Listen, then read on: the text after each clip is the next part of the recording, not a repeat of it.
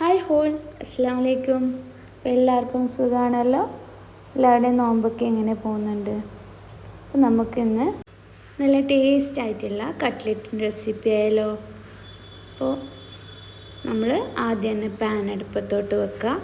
അതിലേക്ക് 2 table spoon വെളിച്ചെണ്ണ ഒഴിച്ച് കൊടുക്കുക.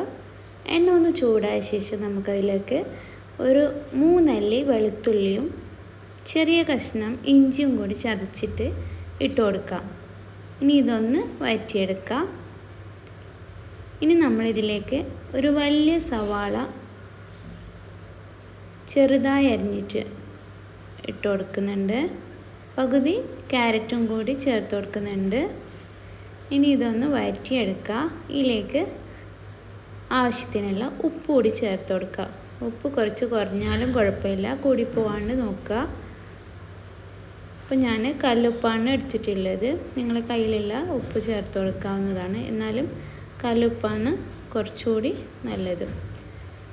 പിന്നെ ഒരു പച്ചമുളകും കൂടി ചേർത്ത് കൊടുക്കുന്നുണ്ട്.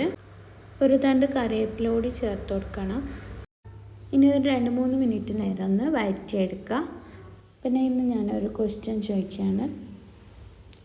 നമ്മുടെ മുത്തുനബി സല്ലല്ലാഹു അലൈഹി വസല്ലം തങ്ങളുടെ മനസ്സാക്ഷി സൂക്ഷിപ്പുകാരനായ ഒരു സ്വഹാബി ആരാണെന്ന് അറിയാവുന്നവർ കമൻറ്റ് ബോക്സിൽ സെൻഡ് ചെയ്യാം കേട്ടോ. അപ്പോൾ ഇതിലേക്ക് ഇനി ഞാൻ 1/2 ടീസ്പൂൺ പെരുംജീരകത്തിൻ്റെ പൊടിയാണ് ചേർത്ത് കൊടുക്കുന്നുള്ളത്. പിന്നെ ഞാൻ ഒരു 3 കഷ്ണം ചിക്കന്, പിന്നെ ഒരു വലിയ പൊട്ടാറ്റോ അതുകൂടി വേവിച്ചെടുത്തിട്ടുണ്ട്. കുക്കറിൽ ഒരു വിസിൽ തന്നെ മതിയാവും. അങ്ങനെ വേവിച്ചെടുത്തിട്ടില്ല. ആ ഒരു ചിക്കന് കൈ കൊണ്ട് തന്നെ ഞാൻ പിച്ചെടുത്തിട്ടുള്ളതാണ് ഇപ്പോൾ ചേർത്ത് കൊടുത്തിട്ടുള്ളത്. അതിലേക്ക് ഒരു നല്ല മഞ്ഞൾപ്പൊടി കൂടി ചേർത്ത് കൊടുക്കുക. ഒരു 1/2 ടീസ്പൂൺ കുരുമുളക് പൊടി കൂടി ചേർത്ത് കൊടുത്തിട്ടുണ്ട്. പിന്നെ നമ്മൾ വേവിച്ച് വെച്ചിട്ടുണ്ടായിരുന്ന ആ ഒരു ഉരുളക്കിഴങ്ങ് കൂടി ഇതിലേക്ക് ചേർത്ത് കൊടുക്കുക. ഇനി എല്ലാം കൂടി നല്ലതുപോലെ ഒന്ന് മിക്സ് ചെയ്തെടുക്കുക. ഇനി നമ്മളിതിലേക്ക് മല്ലിയിലയാണ് ചേർത്ത് കൊടുക്കുന്നുള്ളത്. ഒരു 2 ടേബിൾ സ്പൂൺ മല്ലിയില ചേർത്ത് കൊടുക്കാം. പിന്നെ ഞാൻ ഒരു 1/2 ടീസ്പൂൺ നമ്മുടെ മീറ്റ് മസാല ഉണ്ടല്ലോ, അതാണിത്, അതുകൂടി ചേർത്ത് കൊടുത്തിട്ടുണ്ട്. പിന്നെ ഒരു പകുതി ചിക്കൻ സ്റ്റോക്കാണ് ചേർത്ത് കൊടുത്തിട്ടുള്ളത്. അത് നമ്മൾ ഉപ്പ് നോക്കിയിട്ട് ഉപ്പ് അധികം ഉണ്ടെന്നുണ്ടെങ്കിൽ ചേർത്ത് കൊടുക്കാണ്ടിരിക്കുന്നതാണ് നല്ലത്.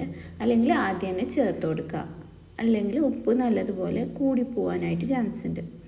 അപ്പോൾ ഇങ്ങനെ ഞാൻ കട്ട്ലേറ്റ് ഷേപ്പ് ചെയ്തെടുത്തിട്ടുണ്ട്. ഇപ്പോൾ എനിക്ക് ഈ ഒരളവിൽ ഒരു 12 എണ്ണം കിട്ടിയിട്ടുണ്ട്. ഇനിയിപ്പോൾ ഓരോ കട്ട്ലേറ്റും ഇതേപോലെ ഒരു തവണ കോൺഫ്ലവറിലൊന്ന് കോട്ട് ചെയ്തിട്ട് നമ്മൾ ഒരു മുട്ടയിൽ ഒരു നുള്ള് ഉപ്പും ഒരു 1/4 ടീസ്പൂൺ കുരുമുളക് പൊടിയും ചേർത്ത് വെച്ചിട്ട് കലക്കി എടുത്തിട്ടുള്ളതാണ്. ഇനി ഇത് ആ ഒരു മുട്ട ബാറ്ററിലൊന്ന് ഡിപ്പ് ചെയ്തിട്ട് ബ്രെഡ് ക്രംസിലൊന്ന് കോട്ട് ചെയ്തെടുക്കുന്നുണ്ട്. ഇതേപോലെ എല്ലാം നമുക്ക് ആക്കിയെടുക്കാം. ഇനി ഇത് നമ്മൾ വെളിച്ചെണ്ണയിലാണ് ഫ്രൈ ചെയ്തെടുക്കുന്നുള്ളത്. വെളിച്ചെണ്ണ ഒന്ന് ചൂടായ ശേഷം, നല്ലതുപോലെ ചൂടായ ശേഷം വേണം ഇട്ട് കൊടുക്കാനായിട്ട്. ഒരു മീഡിയം ഫ്ലെയിമിൽ വെച്ചിട്ട് തിരിച്ച് മറിച്ചിട്ടിട്ട് ഫ്രൈ ചെയ്തെടുക്കാവുന്നതാണ്. ഇനി നമുക്ക് സോസിൻ്റെ ഒപ്പം കഴിക്കാവുന്നതാണ്. എണ്ണയിൽ മുക്കി പൊരിച്ചിട്ടുള്ള പലഹാരങ്ങൾ നമ്മുടെ ആരോഗ്യത്തിന് നല്ലതല്ല എന്നറിഞ്ഞിട്ട് നമ്മൾ ഉണ്ടാക്കുന്നത് നമ്മുടെ കുട്ടികൾക്ക് വേണ്ടിയിട്ടാണ്. അവർ നോമ്പെടുത്തിട്ട് നോമ്പ് തുറക്കാനായിട്ടിരിക്കുന്ന സമയത്ത് എണ്ണക്കടികളൊന്നും ഇല്ലെങ്കിൽ അവർക്ക് വിഷമാവും. അതുകൊണ്ടാണ് നമ്മൾ ഇതുണ്ടാക്കുന്നുള്ളത്. എന്നാലും ഞാൻ ഡെയിലി ഒരു സ്നാക്ക് വെച്ചിട്ടാണ് ഉണ്ടാക്കുന്നുള്ളത്. പുതിയ വെറൈറ്റി കുറേ ഡിഷസ് വന്നിട്ടുണ്ടെങ്കിൽ നമ്മുടെ സമൂസ, കട്ട്ലേറ്റ്, ഉള്ളിവജ ഇതൊക്കെ നമ്മൾ മറക്കാൻ പാടുണ്ടോ?